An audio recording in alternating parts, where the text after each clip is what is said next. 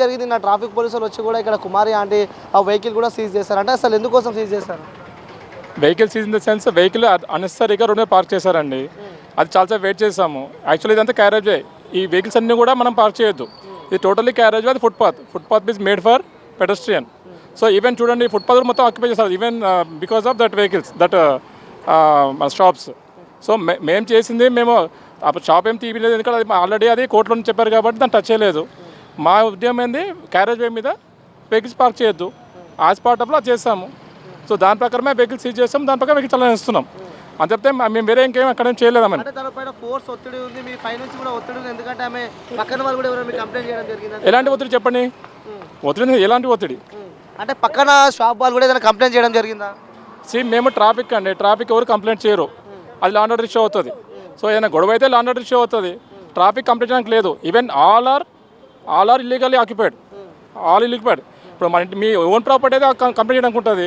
If already they are in encroachment and they are in occupied మన illegally, how can they complaint to others? అంటే ఇక్కడ పక్కన కూడా చాలా షాపులు ఉన్నాయి, ముఖ్యంగా కుమారి ఆంటీ షాప్ దగ్గర తీసేయడం కారణం ఏంటంటారు? మేము షాప్ నేను తీసేయలేదు, బండి సీజ్ చేయడం కారణం అంటారు. బండి ఇక్కడ మాత్రం అక్కడ కనిపించింది, చాలాసేపు వెయిట్ చేస్తుంది. అంటే మెటీరియల్ అనుకోండి, ఏదైనా అనుకోండి, అక్కడ వెయిట్ చేస్తున్నారు చాలా పర్సెంట్.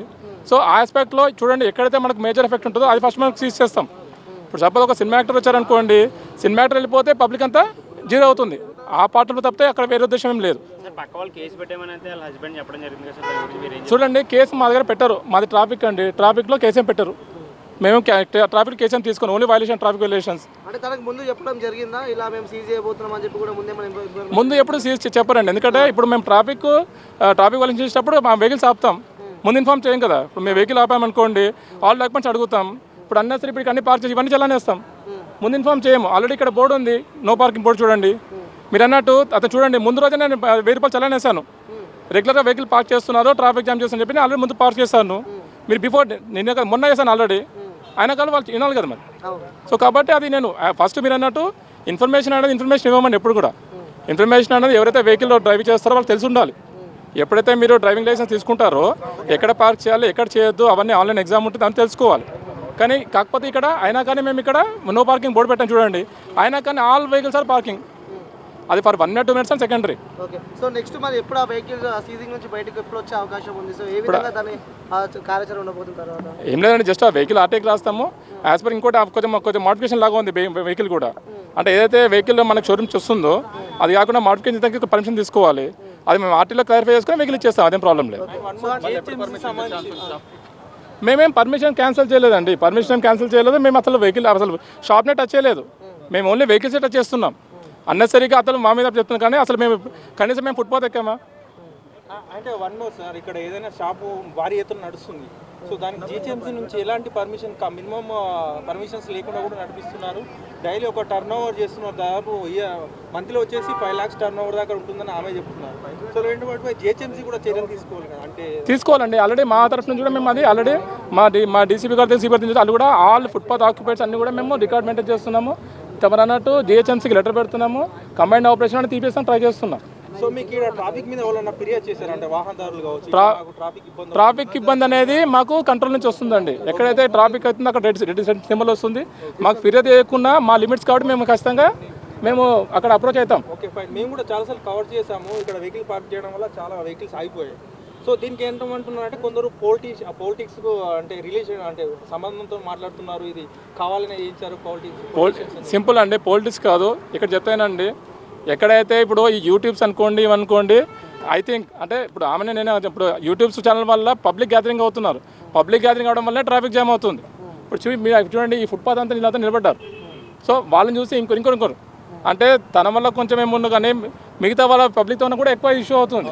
అందువల్ల మేము రావాల్సి వస్తుంది తప్పితే అక్కడ పర్సనల్ ఇష్యూ ఏం లేదు అక్కడ. సో ఇంకోటి ఇక్కడ ఫుడ్ బ్లాక్స్ చాలా షాప్స్ ఉన్నాయి కాబట్టి పార్కింగ్ కి సంబంధించి ఇబ్బందులు కూడా మనం ఎదుర్కొంటున్నాం. సో పార్కింగ్ ఎక్కడైనా ఏర్పాటు చేసే అవకాశాలు ఏమైనా ఉన్నాయా, లేకపోతే ఆల్రెడీ ఇక్కడ పార్కింగ్ కూడా ఉందా?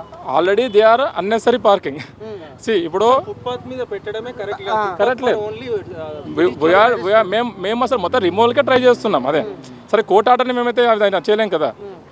కోర్ట్ అండ్ జిహెచ్ఎంసీ అది గవర్నమెంట్ ల్యాండ్ అంటుంది. నాకు కంప్లీట్ ఐడియా లేదు, రీసెంట్గా ట్రాన్స్ఫర్ చేశాను కాబట్టి కంప్లీట్ ఐడియా లేదు. సో నా part of my job is to clear the traffic only. అది ఓకే రైటా. సో నమస్తే, వెల్కమ్ టు క్యూబ్ టీవీ, నేను మీ అనిల్. సో చూడొచ్చు నిన్నటి వరకు మనం ఉన్న ఈ లొకేషన్లో భారీగా జనాలు, ఎందుకంటే ఇక్కడ ఆ కుమారి ఆంటీ అని చెప్పి సోషల్ మీడియా ద్వారా ఫుల్ వైరల్ అయిన కుమారి ఆంటీ దగ్గర అయితే ఈ రోడ్లో మాత్రం ఎప్పుడు బీభత్సంగా జనాలు అయితే మనకి నిన్నటి వరకు కనిపించారు. సో సడన్గా నిన్న మధ్యాహ్నం కూడా ఇక్కడికి వచ్చి పోలీసులు కూడా ఆ కుమారి ఆంటీ షాప్ దగ్గర ఉన్న ఇక్కడ వెహికల్ని కూడా ట్రాఫిక్ పోలీసులు కూడా సీజ్ చేసిన విషయం మనందరికీ తెలిసిందే. దాని తర్వాత కూడా ఇక్కడ పెట్టొద్దు అని చెప్పి కూడా ఆ పోలీసుల నుంచి, అలాగే ఆ జిహెచ్ఎంసీ వాళ్ళ దగ్గర నుంచి కూడా ఇక్కడ ఆర్డర్స్ ఉన్నాయంటూ కూడా మనకి కొన్ని వార్తలు చూస్తున్నాం. సో ప్రజెంట్ మనం ఇక్కడ ఇనార్బిటాల్ మాల్ కుమారి ఆంటీ ఆ షాప్ దగ్గర ప్రజెంట్ మనం ఉన్నాం. చూడవచ్చు నిన్నటి వరకు ఇక్కడ ఎంతో ప్రజలతో కోలాహలం ఆడిన ఈ యొక్క స్థలం ఇప్పుడు ఎవరూ లేరు, ఎందుకంటే చాలామంది ఇక్కడికి ఫుడ్ తినడానికి కూడా చాలామంది వస్తున్నారు. సో వచ్చేసరికి ఇక్కడ నేను ఆల్రెడీ ఆ సోషల్ మీడియా మొత్తం కుమారి ఆంటీ ఫుడ్ ఇక బంద్, ఇంకా ఫుడ్ లేదని చెప్పి కూడా ఆ వార్తలు అయితే వచ్చినాయి. మనం ప్రజెంట్ ఇక్కడ ఆ లొకేషన్లో ఉన్నాము. లొకేషన్లో అయితే ఇక్కడ మనకి ఎవ్వరూ లేరు, ఎందుకంటే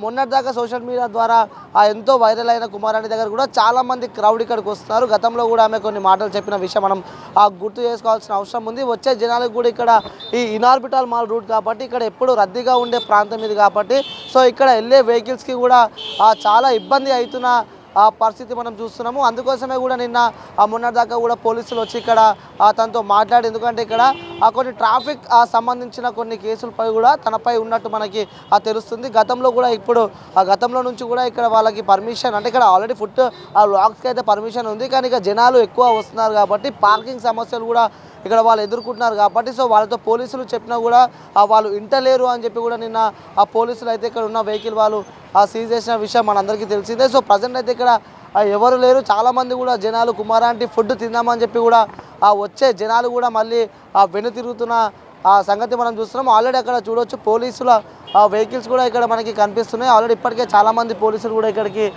వస్తున్నారు. ఆల్రెడీ ఇక్కడ ఆ రూట్, ఎందుకంటే ఎప్పుడు రద్దీగా ఉండే రూట్ కాబట్టి సో పోలీసులు అయితే ఇక్కడికి వస్తూనే ఉన్నారు, ప్రతి క్షణం ఇక్కడ చూస్తూనే ఉన్నారు. ఎందుకంటే ఇక్కడ జనాలు ఎక్కువ వచ్చే సమయంలో కూడా ఇలాంటి ఇబ్బందులు చోటు చేసుకోకుండా కూడా మనం పోలీసులు అయితే అక్కడ మనకి విజువల్తో చూడొచ్చు. ఇక్కడ రోడ్ అంతా పోలీసులతో రద్దీగా ఉంది. చాలామంది పోలీసులు కూడా మనకి విజువల్స్ కనిపిస్తున్నారు. ఇక్కడ పెట్టే పార్కింగ్లకు కూడా వాళ్ళు చలానా చేస్తున్న విషయం మనం చూడాల్సిందే, ఎందుకంటే మన దగ్గర ఉన్నారు కొంతమంది ఉన్నారు, వాళ్ళతో మాట్లాడించే ప్రయత్నం అయితే మనం చేద్దాము. సో అన్న, తెలుసా ఇక్కడ కుమారి ఆంటీ?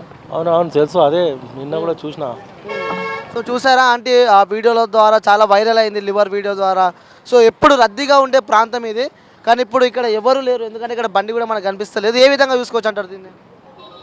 ఏమో రెండు విధాలు కూడా చూసినా కరెక్టే అనిపిస్తుంది. ట్రాఫిక్ కూడా ప్రాబ్లమే, ఆమెకు కూడా అట్లా చేయడం తప్పే అది పాపం. కాకపోతే ముందు నుంచి ఉంది ఆమెది, అనవసరంగా వీళ్ళు కొంచెం హైలైట్ చేసి ఇప్పుడు ఆమెకు కూడా ఇబ్బంది పెట్టినట్టు అయింది. అంటే ఆమె ఎప్పటి నుంచో గత వెహికల్స్ వాళ్ళు మెయిన్ సేఫ్టీ చూసుకోవాలన్న, ఎక్కడంటే అక్కడ రోడ్ల మీద పెట్టేస్తారు అడ్డదిడ్డంగా. ఇప్పుడు ఈ వల్ల ఆమెకు ఇబ్బంది వచ్చి పడింది. అంటే ఆమె ఎప్పటి నుంచో కాదు, గతంలో ఎప్పటి నుంచో కూడా ఇక్కడ తను ఆ ఫుడ్ వ్యాపారం చేసుకుంటుంది. సో సడన్గా తను వైరల్ అయిన తర్వాత కూడా సో వైరల్ అయిన కొద్ది రోజుల్లోనే ఇక్కడ షాప్ తీసేయడం జరిగింది. సో అంటే ఎట్లా కూడా వచ్చి అంటారు దీన్ని? ఏమో వెయిట్ చేద్దాం, ఇప్పుడు ఓపెన్ చేస్తారేమో మరి. అదే ట్రాఫిక్ ప్రాబ్లం అయితే ఉంది, అది ఏదైనా ఆల్టర్నేట్ సొల్యూషన్ ఆలోచించి చేస్తారు వాళ్ళు కూడా. ఎందుకు ఊరుకుంటారు పాపం, అంత సెట్ అయిన బిజినెస్ అదే కదా. అంటే మీరు ఇదే రూట్లో వెళ్తారా? మేము ఇక్కడే తిరుగుతుంటా డైలీ. సో చూస్తుంటారా ఇక్కడ ఈ రూట్లో వెళ్ళినప్పుడు అలా ఇక్కడ క్రౌడ్ కానీ, ఎందుకంటే నిన్నటి దగ్గర రద్దీగా ఉంది ప్రాంతము, ఇప్పుడు ఖాళీ ఉంది, అంటే ఎట్లా చూసుకోవచ్చు అంటారు దీన్ని? ఎట్లా చూసేది ఇప్పుడు వెయిట్ అండ్ సీ అంతే, ఇంకా చూద్దాం ఏమవుతుందో చూద్దాం. వాళ్ళు కూడా ఓపెన్ చేస్తారు కరెక్టే, ఏదైనా ఆల్టర్నేటివ్ సొల్యూషన్ చూపిస్తారు. చాలామంది పెడుతున్నారు కదా, ఆమెతో అనవసరంగా ఆమె హైలైట్ చేసి కొంచెం ఇబ్బంది పెట్టినట్టు అయింది. ఫుడ్ బాగుంటుంది, ఆమె క్వాలిటీ బాగుంటుంది, నేను కూడా తిన్నా. అప్పుడప్పుడు తింటున్నా, రెగ్యులర్గా కాదు. ఎట్లా చూసుకోవచ్చు, ఏ విధంగా చూసుకోవచ్చు అంటే మొత్తానికి?